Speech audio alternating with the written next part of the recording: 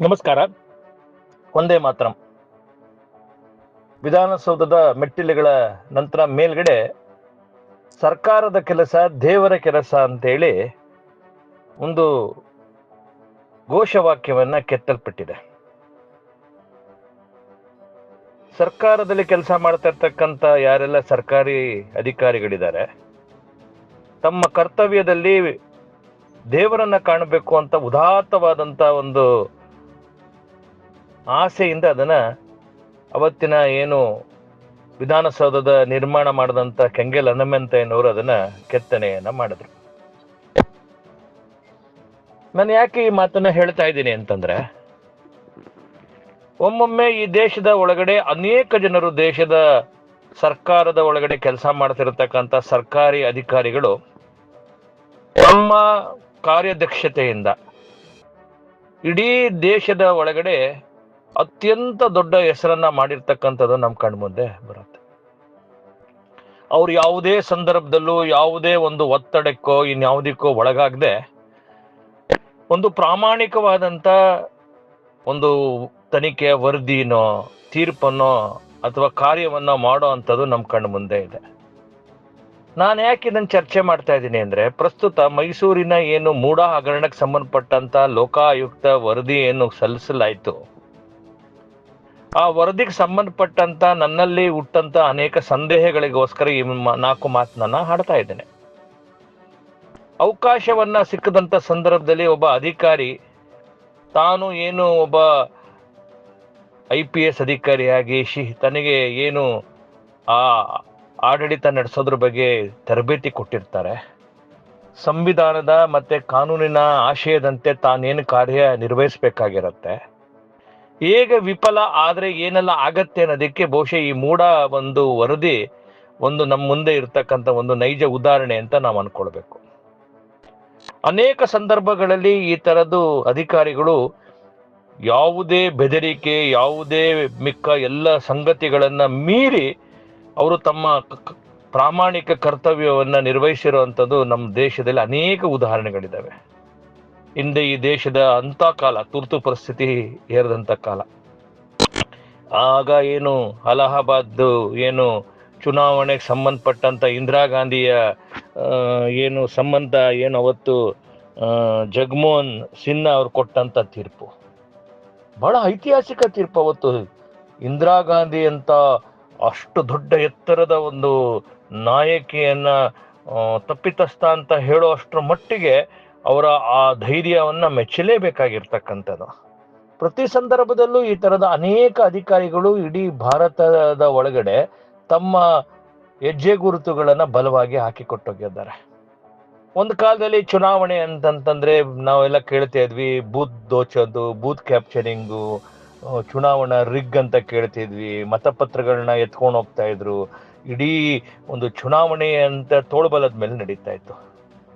ಯಾವಾಗ ಒಬ್ಬ ಪೊಲೀಸ್ ಅಧಿಕಾರಿ ಆಗಿ ನಂತರ ಚುನಾವಣೆ ಅಧಿಕಾರಿ ಆದಂತ TN ಶೇಷನ್ ಬಂದ್ರು, TN ಶೇಷನ್ ಬಂದ ನಂತರ ಇಡೀ ಒಂದು ಚಿತ್ರಣವನ್ನೇ ಬದಲಾಯಿಸ್ಬಿಟ್ರು. ಒಬ್ಬ ವ್ಯಕ್ತಿಯ ಒಂದು ದೃಢ ನಿರ್ಧಾರದ ಕಾರಣಕ್ಕೋಸ್ಕರ ದೇಶದ ಚುನಾವಣಾ ವ್ಯವಸ್ಥೆಯ ಒಳಗಡೆ ಆಮೂಲಾಗ್ರ ಬದಲಾವಣೆ ಬಂತು. ಅದಕ್ಕೆ ಪೂರಕವಾಗಿ ಪೇರಿ ಶಾಸ್ತ್ರಿ ಅವರು ಚುನಾವಣಾ ಆಯೋಗದವರು ಅದಕ್ಕೆ ಬೇಕಾದಂತ ಎಲ್ಲಾ ರೀತಿಯ ಕಾನೂನಿನ ಗಟ್ಟಿತನ ಮಾಡುವಂತ ಕೆಲಸವನ್ನ ಮಾಡಿದ್ರು. ದೇಶದ ಪೊಲೀಸ್ ವ್ಯವಸ್ಥೆ ಒಳಗಡೆ ಕೂಡ ಪಂಜಾಬಿನ ಆ ಹಂತದ ಒಂದು ಭಯೋತ್ಪಾದನೆ ಇರುವಂತ ಸಂದರ್ಭದ ಒಳಗಡೆ ಅನೇಕ ಪೊಲೀಸ್ ಅಧಿಕಾರಿಗಳು ತಮ್ಮ ಜೀವವನ್ನ ಪಣಕ್ಕಿಟ್ಬಿಟ್ಟು ದೇಶದ ಅಖಂಡತೆ ಸಮಗ್ರತೆಗೋಸ್ಕರ ಪ್ರಯತ್ನ ಮಾಡದಂಥದ್ದು ನಮ್ಮ ಕಣ್ಣು ಮುಂದೆ. KPS ಗಿಲ್ ಅಂತ ಇದ್ದಾರೆ, ಮುಂಬೈನಲ್ಲಿ ಅಂಡರ್ ವರ್ಲ್ಡ್ ಅಂತ ಸಂದರ್ಭದಲ್ಲಿ ಜೂಲಿ ರೆಬೋರೋ ಅಂತ ಒಬ್ಬ ಅಧಿಕಾರಿಯನ್ನ ನಾವು ನೋಡಿರ್ತಕ್ಕಂಥದ್ದು ನಮ್ಮ ಕಣ್ಣು ಮುಂದೆ ಇದೆ. ಅಂದ್ರೆ ಒಬ್ಬ ವ್ಯಕ್ತಿಗಳು ತಮ್ಗೆ ಸಿಕ್ಕಂತ ಅವಕಾಶವನ್ನ ಹೇಗೆ ಕಾನೂನಾತ್ಮಕವಾಗಿ ಮಾಡುವಂತ ಕೆಲಸವನ್ನ ಮಾಡ್ತಾರೆ ಅಂತ ಹೇಳಿ ಅಂತ. ಹಾಗೆ ದೇಶದಲ್ಲಿ ಅನೇಕ ಜನ ಈ IAS ಅಧಿಕಾರಿಗಳು ಕೂಡ, ಅದರಲ್ಲಿ ನಾವು ನೋಡ್ತೀವಿ, ನಾವು ರಾಜು ನಾರಾಯಣ ಸ್ವಾಮಿ ಅವ್ರನ್ನ ನೋಡ್ತೀವಿ, ಅರುಣ್ ಸುಂದರರಾಜನ್ ಅವ್ರನ್ನ ನೋಡ್ತೀವಿ, ನಾವು ಗೊತ್ತೇನೆ ದುರ್ಗಾಶಂಕರ್ ನಾಗ್ಪಾಲ್ ಅವ್ರನ್ನ ನೋಡ್ತೀವಿ. ನಾವು ಅನೇಕ ಈ ತರದ ಜನಗಳು ತಮ್ಮ ಸೇವಾ ಅವಧಿ ಒಳಗಡೆ ಬಹಳ ನಿಷ್ಠುರವಾಗಿ ಕಾನೂನುವಾಗಿ ನಡ್ಕೊಂಡಂಥದ್ದು ನಾವು ಕೇಳಲ್ಪಡ್ತೀವಿ ನಾವು. ಹಾಗೆ ಕರ್ನಾಟಕದಲ್ಲೂ ಬಹಳ ಜನ ಈ ತರ ತುಂಬಾ ದೊಡ್ಡ ಅಧಿಕಾರಿಗಳಿದ್ದಾರೆ. ಬಹಳ ಪ್ರಾಮಾಣಿಕವಾಗಿ ತಮ್ಮ ಕರ್ತವ್ಯವನ್ನ ಏನು ಸಂವಿಧಾನ ಮತ್ತೆ ದೇಶದ ಕಾನೂನಿನ ಅಡಿಯಲ್ಲಿ ಅದೆಂತ ಅವ್ರ ಮೇಲೆ ಪ್ರೆಷರ್ ಬಿಲ್ಡಪ್ ಆದ್ರೂ ಕೂಡ, ಅದೆಂಥದೇ ಒತ್ತಡಗಳು ಬಂದಂತ ಸಂದರ್ಭದಲ್ಲೂ ಕೂಡ ಸತ್ಯವನ್ನೇ ಹೇಳುವಂತ ಕೆಲಸವನ್ನ ಈ ಅಧಿಕಾರಿಗಳು ಕೂಡ ಕರ್ನಾಟಕದಲ್ಲೂ ಮಾಡದಂತ ಅನೇಕ ಜನರ ಅಧಿಕಾರಿಗಳಿದ್ದಾರೆ. ಆದ್ರೆ ಇಲ್ಲಿ ಪ್ರಸ್ತುತ ಇವತ್ತಿನ ಮೂಡಾದ ವಿಚಾರವಾಗಿ ನಾವು ಮಾತನಾಡುವಂತ ಸಂದರ್ಭದ ಒಳಗಡೆ ಏನು ಗೌರವಾನ್ವಿತ ಹೈಕೋರ್ಟಿನ ನ್ಯಾಯಾಧೀಶರಾದಂತ ನಾಗಪ್ರಸನ್ನ ಅವರು ತಮ್ಮ ಏನು ಒಂದು ಜಡ್ಜ್ಮೆಂಟ್ ನಲ್ಲಿ ಕೊಟ್ಟಿದ್ರು, ಬಹಳ ಸ್ಪಷ್ಟವಾಗಿ ಇದರಲ್ಲಿ ಮೇಲ್ನೋಟಕ್ಕೆ ಇದರಲ್ಲಿ ಅಧಿಕಾರದ ದುರುಪಯೋಗ ಆಗಿದೆ ಅಂತ ಸ್ಪಷ್ಟವಾದಂತ ತಮ್ಮ ಅಭಿಪ್ರಾಯವನ್ನ ತಮ್ಮ ಜಡ್ಜ್ಮೆಂಟ್ ಅಲ್ಲಿ ಹೇಳಿದ್ರು. ಆದ್ರೆ ಆ ಜಡ್ಜ್ಮೆಂಟಿನ ಫೋಕಸಿಂಗ್ ಪಾಯಿಂಟ್ ಅನ್ನೇ ಬಿಟ್ಬಿಟ್ಟು ಮಿಕ್ಕ ಎಲ್ಲ ಸುತ್ತ ಅವರು ತನಿಖೆ ಮಾಡಿರುವಂಥದ್ದು ಇಲ್ಲಿ ಕಂಡು ಬರ್ತಿರ್ತಕ್ಕಂಥದ್ದು. ಯಾವ ಕಾರಣಕ್ಕೋಸ್ಕರ ಲೋಕಾಯುಕ್ತಕ್ಕೆ ಮಾನ್ಯ ಹೈಕೋರ್ಟ್ ಕೊಟ್ಟಿತ್ತು, ಅದ್ರ ಉದ್ದೇಶ ಮರೆಮಾಚಿ ಹೋಯ್ತು. ಇದರಲ್ಲಿ ಪ್ರಶ್ನೆ ಇರ್ತಕ್ಕಂಥದ್ದು ಆರೋಪಿ ನಂಬರ್ 1 ರಾಜ್ಯದ ಮುಖ್ಯಮಂತ್ರಿ ಆದಂತ ಸಿದ್ದರಾಮಯ್ಯನವರು, ಆರೋಪಿ ನಂಬರ್ 2 ಅವ್ರ ಮನೆಯವರು, ಹೀಗೆ ಅವರ ಕುಟುಂಬದವರು ಏನು ತಮ್ಮ ಅಧಿಕಾರವನ್ನ ದುರುಪಯೋಗ ಮಾಡಿಕೊಂಡು ಈ ಮೂಡ ಹಗರಣದ ಒಳಗಡೆ ಏನು ಮಾಡಿದೆ, ತಾಂತ್ರಿಕವಾಗಿ ಈ ಎಲ್ಲ ಸೈಟ್ಗಳು ಪಡೆದಿರ್ತಕ್ಕಂಥದ್ದು ತಪ್ಪು ಅನ್ನೋದನ್ನ ಗುರುತು ಮಾಡಿದ್ರು, ಅದಕ್ಕೆ ಅಧಿಕಾರಿಗಳನ್ನ ಫಿಕ್ಸ್ ಮಾಡಿದ್ರು. ಆದ್ರೆ ಅಕೌಂಟಬಿಲಿಟಿ ಹೊಣೆಗಾರಿಕೆಯನ್ನ ಇಂದ ಸಿದ್ದರಾಮಯ್ಯನವರನ್ನ ಹೊರ ಇಡುವಂತಕ್ಕಂಥ ಒಂದು ಡೆಲಿಬ್ರೇಟ್ ಪ್ರಯತ್ನ ಈ ಒಂದು ತನಿಖೆಯಿಂದ ಕಂಡು ಬರ್ತಾ ಇರೋಂಥ ಅಂಶ. ಯಾವ ಕಾರಣಕ್ಕೋಸ್ಕರ ಆ ತೀರ್ಪಲ್ಲಿ ನಾಗಪ್ರಸನ್ನ ಅವ್ರು ಹೇಳಿದ್ರು, ಅದ್ರದ್ದು ಲೆಟರ್ ಆಫ್ ಸ್ಪಿರಿಟ್ ಇದರಲ್ಲಿ ಯಾವುದೇ ಮಾಡದೇ ಇರುವಂತದ್ದು ನಾವು ಕಂಡು ಬರ್ತಾ ಇರೋವಂಥದ್ದು. ಒಬ್ಬ ಅಧಿಕಾರಿಗೆ ತನಗೆ ಜೀವಿತಾವಧಿ ಒಳಗಡೆ ಈ ತರದ ಒಂದು ಒಂದು ಭವಿಷ್ಯದ ಒಳಗಡೆ ಒಂದು ಚರ್ಚೆ ಮಾಡ್ತಕ್ಕಂಥ ಒಂದು ಸಬ್ಜೆಕ್ಟ್ ಆಗಿರ್ತಕ್ಕಂಥ ವಿಷಯ ಇದು. ಇನ್ಯಾವತ್ತೋ ಒಂದು 10 ವರ್ಷದ ಯಾವುದು ಆದ ನಂತರ ಕರ್ನಾಟಕದ ರಾಜಕಾರಣದ ಒಳಗಡೆ ಚರ್ಚೆ ಮಾಡುವಂತ ಸಂದರ್ಭದಲ್ಲಿ ಈ ಒಂದು ಘಟನೆಯನ್ನ ಸದಾ ಮೆಲುಕಾಕ್ತಾರೆ. ಮತ್ತೆ ಯಾರೆಲ್ಲ ರಾಜಕೀಯ ವಿದ್ಯಾರ್ಥಿಗಳಿದ್ದಾರೆ ಅವರಿಗೆ ಸದಾ ಚರ್ಚೆಯಲ್ಲಿ ಇರ್ತಕ್ಕಂಥ ಸಂಗತಿ. ಮತ್ತೆ ಒಬ್ಬ IPS ಅಧಿಕಾರಿಗೂ ತನ್ನ ಮುಂದೆ ಬರ್ತಕ್ಕಂಥ ಏನು ತಯಾರು ಮಾಡುವಂತ ದಿಶೆ ಒಳಗಡೆ ಇಂಥ ಒಬ್ಬ IPS ಆಫೀಸರ್ ಇಷ್ಟು ಬಹಳ ನಿರ್ಭೀತಿಯಾಗಿ ಈ ವರದಿಯನ್ನ ಕೊಟ್ರು ಅಂತೇಳಿ ಇನ್ನೊಂದು 10 ವರ್ಷ ಅವ್ರ ಹೆಸರನ್ನ ಎಲ್ಲಿ ಇವರಿಗೆಲ್ಲ ತರಬೇತಿ ಕೊಡೋ ಜಾಗದಲ್ಲಿ ಹೇಳ್ತಿದ್ರು. ಅವ್ರಿಗೆ ಸಿಕ್ಕಂತ ಅವಕಾಶವನ್ನ ಅವ್ರು ಕಳ್ಕೊಂಡ್ರು. ಅವ್ರು ಅದನ್ನು ಬಿಟ್ಬಿಟ್ಟು ಯಾವುದೋ ಒಂದು ಸಾಮಾನ್ಯ ವ್ಯಕ್ತಿಗಳ ರೀತಿ ಒಳಗಡೆ ಈ ಸರ್ಕಾರದ ಅಧಿಕಾರಿ ಮತ್ತೆ ರಾಜಕೀಯ ಒತ್ತಡಕ್ಕೆ ಒಳಗಾಗ್ಬಿಟ್ಟು ಸತ್ಯವಾದಂತ ವರದಿಯನ್ನು ಕೊಡೋದ್ರಲ್ಲಿ ವಿಫಲರಾದ್ರು ಅವರು. ಇವತ್ತು ದೇಶದ ಒಳಗಡೆ ನಾವು ಯಾಕೆ ಇವರನ್ನೆಲ್ಲ ನೆನೆಸ್ಕೊಳ್ತೀವಿ? ನಾವು ಯಾವುದೇ ದೇಶದ ಎಲ್ಲಿಗೆ ಹೋದ್ರೂ ಕೂಡ ಬ್ಯೂರೋಕ್ರಸಿ ಬಗ್ಗೆ ಬಂದಂತ ಸಂದರ್ಭದಲ್ಲಿ ಅನೇಕ ಜನರನ್ನೇ ಮಾತ್ರ ನೆನೆಸ್ಕೊಳ್ತೀವಿ. ಕೋಟ್ಯಾಂತರ ಜನ ಬಂದು ಕೆಲಸ ಮಾಡಿ ಹೋಗಿದ್ದಾರೆ, ಕೆಲವರು ಮಾತ್ರ ಆಗಿ ಕಾಣ್ತಾರೆ.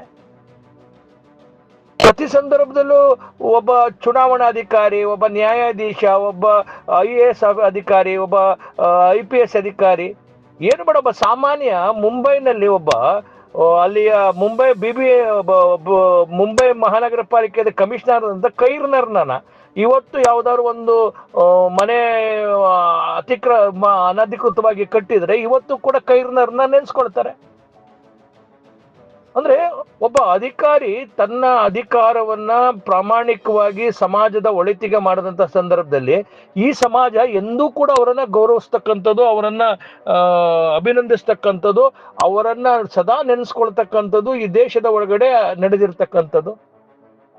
ಬಹುಶಃ ಈ ಒಂದು ಲೋಕಾಯುಕ್ತರು ಯಾರೆಲ್ಲರೂ ಈ ಒಂದು ತನಿಖೆ ಒಳಗಡೆ ಇದ್ದಾರೆ, ಖಂಡಿತವಾಗ್ಲೂ ಅವರು ಈ ಅವಕಾಶವನ್ನ ಕಳ್ಕೊಂಡಿರ್ತಕ್ಕಂಥದ್ದು.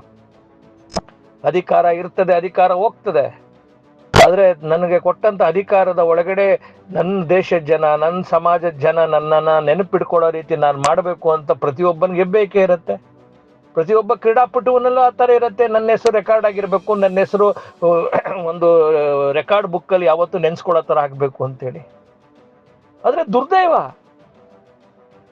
ಒಬ್ಬ ಅಧಿಕಾರಿಗೆ ತನಗೆ ಸಿಕ್ಕಂತ ಅವಕಾಶವನ್ನ ತಾನು ಚೆಲ್ಲಿ ಕೂತ್ಕೊಳ್ತಕ್ಕಂಥದ್ದು, ನಿಕಮ್ಮಿಯಾಗಿ ನಡ್ಕೊಳ್ತಕ್ಕಂಥದ್ದು, ತನ್ನ ಕೈನಲ್ಲಿ ರಾಜಕೀಯ ಅಧಿಕಾರಿಗಳ ಅವರ ಒತ್ತಡಕ್ಕೆ ಒಳಗಾಗಿ ಒಂದು ನೈಜ ಒಂದು ಸತ್ಯದ ತನಿಖೆ ಮಾಡದೆ ಅವರನ್ನ ಬಚಾವ್ ಮಾಡುವಂತ ಕೆಲಸ ಮಾಡುವಂಥದ್ದು ತಮ್ಮ ಹುದ್ದೆಗೆ ಅವರು ಮಾರ್ಕೊಂಡಂಥದ್ದು. ಅವರಿಗೆ ಕೊಟ್ಟಂತ ಏನು IPS ಶಿಕ್ಷಣ ತರಬೇತಿ ಎಲ್ಲವೂ ಕೂಡ ವ್ಯರ್ಥ. ಬಹುಶಃ ಮುಂದೊಂದು ದಿನ ಅವರು ಇದಕ್ಕೆ ಪಶ್ಚಾತ್ತಾಪ ಪಟ್ಟೇ ಪಡ್ತಾರೆ. ಬಹುಶಃ ಆ ದಿನ ಬಹಳ ದೂರ ಇಲ್ಲ. ನಮಸ್ಕಾರ.